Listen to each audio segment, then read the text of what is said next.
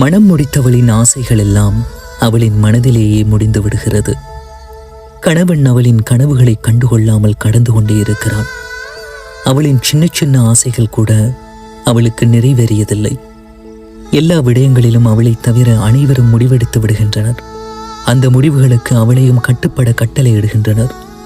அவள் அவர்களிடம் விளக்கம் கேட்டால், நீ பெண் பிள்ளை, எதுவும் பேசக்கூடாதென்று வாயடைத்து விடுகின்றனர். அவளுக்கென்ற உரிமையையும் சுதந்திரத்தையும் கொடுக்காதது ஏனோ? ஏன் அவளுக்கென்று மனமில்லையா? இல்லை, அவளின் மனதை ஏற்றுக்கொள்ள உங்களுக்கு மனமில்லையா?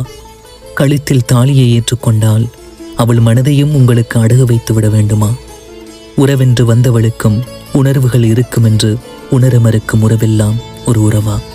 உனக்கு பிடித்ததை மட்டும் அவள் ஏற்றுக்கொள்ள வேண்டும். அவளுக்கு பிடித்ததை யாரும் ஏற்றுக்கொள்ள மாட்டீர்கள். அவளுக்கு அவள் பிடித்தாற்போல் வாழ அவளுக்கு ஏன் இத்தனை பிடிமானங்கள்?